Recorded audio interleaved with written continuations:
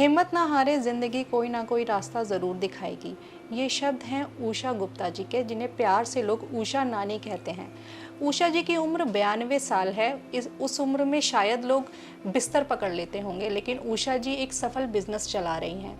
इस बिजनेस का नाम है pickled with love. Heroes unplugged के इस विशेष अंक में हम मिलते हैं ऊषा गुप्ता जी से। ऊषा गुप्ता जी, आपका हीरोज अनप्लग्ड पर स्वागत है। Thank you very much. आप लोग आए यहाँ, आपका स्वागत है। Welcome to you both. तो आप ये पिकल्ड विद लव की शुरुआत कैसे हुई? ये कोई मेरा बिजनेस तो था नहीं, अचार का कोई काम नहीं था। एज यूजुअल जैसे हाउस लेडी अचार बनाती हैं, वो मैं बचपन से अपनी मदर को देखा। मेरी मदर बनाती थी, कहीं 100 साल पुरानी रेसिपी थी उनकी, तो है ना। जब मेरी उम्र अब 100 की होने जा रही है तो उनकी उम्र तो क्या होगी, है ना। तो वो बनाती थी, तो घर में जो देख रखा था वही अपने ससुराल में आके मैंने बनाना शुरू किया जी, है ना। तो पिकल्ड विद लव की स्टार्ट ऐसे हुआ कि मेरे हस्बैंड को कोरोना हो गया, जो कोरोना वेव चल रही थी जी। तो कोरोना वेव चल रही थी, उनको भी हुआ, मुझे भी हुआ। मैं तो 3 दिन में ठीक हो गई, और उनको 27 दिन तक बत्रा हॉस्पिटल के, दिल्ली के हॉस्पिटल में रहना पड़ा। अच्छा। और 27 दिन तक हम लोग उस कमरे में रहे। 27वें दिन ये इनका अंत हो गया, नहीं बच पाए, बहुत कोशिश की।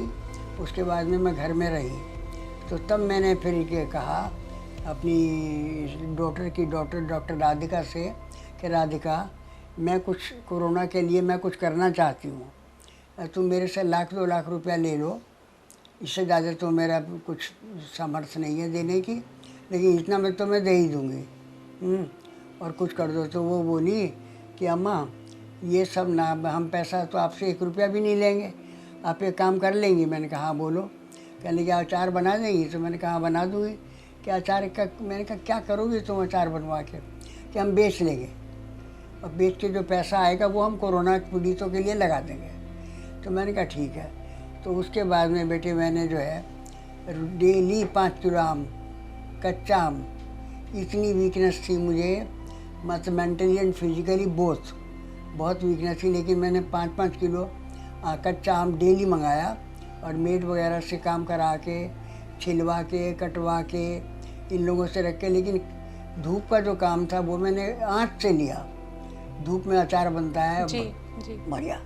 तो मैं वहाँ 1-1, 2-2 घंटा पेन किलर खा के मैंने अचार बनाए हैं, कढ़ाई में रख के चला के। तो उसमें एक ख़ास अचार एक हम बनाते हैं, गुलाबी मीठा अचार उसका नाम है जी। तो गुलाबी मीठा अचार, कसी हुई चटनी आम की, और खट्टा अचार, 3-4 तरह के अचार मैंने बना के रखे। तो 1 महीने में करीब 200 बॉटल बिक गई, 1 महीने में ही। तो बड़ा इंस्पिरेशन मिला कि अरे वाह। तो जो पैसा आया, उस पैसे को सबको कोरोना पीड़ितों के लिए हमने एवरी इन्फेंट मैटर को दे दिया। तो यही मेरी कहानी रही। तो मैंने सोचा कि यही मेरे हस्बैंड के लिए मेरी तरफ से श्रद्धांजलि है उनके लिए। वो भी यही कहा करते थे हमेशा, उनका कहना यही था कि हमेशा जो हो सके दूसरे के लिए कर दो, जितना कर सको किसी दूसरे का भला करोगे तो अपना भला होगा। आपने जी होममेड पिकल्स और चटनीज आप जो बनाते रहे हैं, इससे आपने 65,000 से ज़्यादा लोगों को खाना भी खिलाया। हाँ जी जी, खाना खिलाया। तो क्या करते थे, खाना भरवाया वैन में और भिजवा दिया। जो बच्चे आए सबको अपने उसमें लेके दाल चावल रोटी डालनी शुरू कर दी, बस। आप जीवन इतना जिंदा दिली से जी रही हैं, और आजकल के जो यंगस्टर्स हैं वो छोटी छोटी असफलताओं से निराश हो जाते हैं। बिल्कुल। उनके लिए क्या कहना चाहती हैं? उनके लिए मैं ये कहना चाहती हूँ कि निराशा तो कभी जीवन में आनी नहीं चाहिए। निराशा को आशा में बदलो, निराशा को नी हटा दो उसका। नी हटा के नी है शुरू में, नी प्लस आशा, तब निराशा बनता है। तो नी के आगे का विसर्ग और नी हटा करके आशा ही रखो, आशा से जियो, आशा से काम करो। अरे सफलता तो कभी ना कभी मिलेगी ही मिलेगी। मेरे को तो पूरा विश्वास है कि अगर आदमी करता है ना तो फल ज़रूर मिलता है, देर से मिले या जल्दी मिले, बस। उम्मीद है कि उषा जी के शब्दों को आपने गौर से सुना होगा और सीखा होगा कि ज़िंदगी कैसे जीनी चाहिए। हीरोज़ अनप्लग्ड के इस अंक में इतना ही। हमारे चैनल को लाइक व सब्सक्राइब ज़रूर करें। Thank you.